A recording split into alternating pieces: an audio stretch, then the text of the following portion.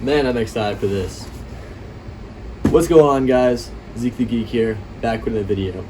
Today's videos are going to be about this 66cc bicycle motor kit. And no, I did not put that there. That's original from the factory, I'm assuming. But this engine is from 2012, which makes it 13 years old. So this should be very interesting. Now, I got this from a friend. I'll tell that story in a second, but everything's in here. The box wasn't sealed, but everything's in the bubble wrap. Everything is in here. I just did a light, look around. Everything's in here. So the story behind it is my friend noticed I have a chopper, and he was like, I think I have one of those bicycle engine kits. I've never used it, and actually it's my friend's, but it's been sitting in my storage unit for years. I'm going to give it to you, and you can do whatever you want with it. And it's in my hands, and I think it's in a pretty good place in my hands. So, this is going to be part one. There's going to be two parts. Part one is I'm going to be taking everything out of this box and looking at it. Seeing what they had in 2012, the quality control, because everybody in this hobby knows the quality control of these engines has gone down drastically in these couple of years. So I'm very interested to see the quality control, what parts they have, and if there's any special little tidbits, stuff like that. In the second part, I'm going to be taking the engine, splitting the case, preparing a new engine, etc. So, without further ado, let's take this apart. First thing I'm actually going to do is show you the engine. Again, not splitting it this episode, but it's from 2012, it's stamped. And this is a Skyhawk engine. So it's not like the ones you'd find on Amazon, for example. This one is a Canadian business. They've been around for quite some time, obviously. And you can still buy them. They're about $250. Without further ado, let's just start pulling things out. I'm going to put this right here. And we'll start with the biggest thing. Most important thing. I'm just kidding. Which is the gas tank. And look, this is the original bubble wrap, Gas tank. Alright. So, first thing, I always like to check these gas tanks for dents. Because it's very common that they do. You can see there's a dent on the gas cap. It's kind of hard to see. Little sticker right here, E-2-1A. It's dusty. It looks like a 2-liter tank. It has the open petcock. I've heard these aren't as good, but I mean, it looks good. They put washers and lock washers on these studs. There's some scratches right here, but doesn't look too bad. And there's a pretty good chance I'll be putting this on my chopper, because currently my gas tank is leaking hella. So that's one thing I'll be using. Start with the next thing. Chain guard. Completely full of dust. I never use these. I've never really seen anyone that uses these. But here's a little difference. There's a little rivet right here. Just a little rivet. I haven't seen that before. A little dent right here. That's all I'm going to spend on that. One of the bags. Bubble wrapped the long way. Oh, this is cool. It's the top clicking style clutch lever. These are nice, but I find this button wears down on the aluminum, and when you lock it, it doesn't hold the clutch back anymore after a certain time. Already got the heat shield spring on, and the clutch spring, matter of fact. And there's actually the end piece. These are handy for anything. Feels nice. I've always hated these aluminum cable adjustments. They just strip, they just break. I hate them. Why can't we make them out of steel? Probably just be putting that in my parts bucket until someone needs it. Alright, I think this is the carburetor. Alright. So we have the throttle already attached. We have some cables. This is an interesting carburetor. Let's see if I can unwrap this a little bit. without breaking anything. But yeah, that's pretty uncommon. I've never seen a motorized bike kit with the brake attached, the clutch cable attached, and the throttle attached to the carburetor. That's interesting. Never seen these grips before either. Kind of, usually you kind of see the ones with the chrome on the ends. I hate those because then the chrome wipes off and then it just looks horrible. Here's a close-up of the carb.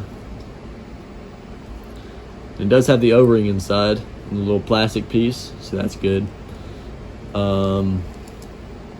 don't know what carb this is. The only marking I can find on it is FD. YD. Sorry, it's right here. YD.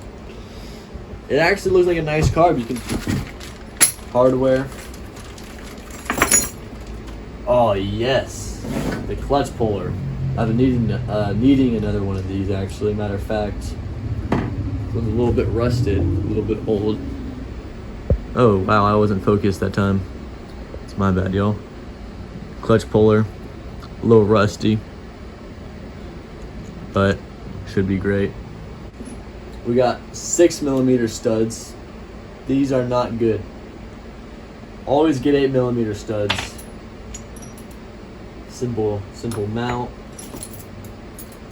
We got, yeah, 2 little mounts, 6mm holes, spark plug tool. I've actually needed one of these too. It's pretty thick steel. I like it. Looks like the smaller spark plugs though. So that's something also. This is something. Oh, maybe there's a universal U-mount in here. I don't know what this is for. I'm gonna be honest. It's odd looking. Sometimes, these kits just have things that are just like extra. I don't know. Move those to the side. Chain tensioner. Now, the new chain tensioners, you gotta be careful which one you get. You wanna get the 4-bolt and you wanna reinforce it. And that's if you need a chain tensioner. This one, I've actually never seen one like this before. 2-bolt, thick metal. I wish I had one on my table to compare it to, but thick metal, Because the common issue is with these is on the chain side, these flop down and get in the spokes and it's not good. Another thing is you want to get one with an angle here. I don't like the straight up and down ones. But this is interesting. Never seen a bolt like that. But it feels good. Feels like there's a bearing in there. Feels smooth. Sprocket. In a bag. Sealed bag. It's a 9-hole. Looks good. The front's polished. The back is not polished. It's just brazed. Yep, it's a 44 tooth. Not bad. They give you bigger sprockets in these kits, so I always do a 32 tooth. We got a chain. This looks, I don't see any 420 print on it, so I don't know. It does have a master link on it, which is very thin. Master link says made in China. I don't even know if you'll be able to see it. Yeah, it's right here. But yeah, cheap looking chain. Cheap looking. Very thin. Almost like a bicycle chain. Keep pulling things out here. I mean, this is like a mystery box, Their hardware box. We got a head gasket. It's a little dented, but that'll seal. And that's actually very thin aluminum, so nice. We got exhaust gaskets. These are always handy. You can see the exhaust is actually bigger. I have a stock one right here, actually. So this is the stock exhaust gasket, and this is the one that came with this kit, so you can kind of see the difference. That's interesting. This is the CDI. But yeah, that feels pretty nice. Fuel line, which is a little stiff, but 2 clips on it. That should be all you need, honestly, too.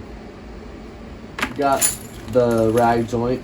I'm not gonna take this out, but you know, standard hardware. Hardware comes with lock washers, everything you need.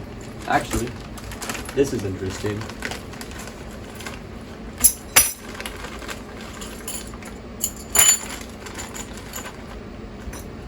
Sometimes this is nice to have. So you have two types of mounting brackets. You have these, right? A 5-bolt and a 4-bolt. Or you can have three 3-bolts, and these are much nicer. The idea is these go, you put the sprocket, these, then the rubber piece, and then other side of the spokes, you do the rubber piece, then the 3 bolts, and obviously the hardware to clamp it all down. So that's interesting.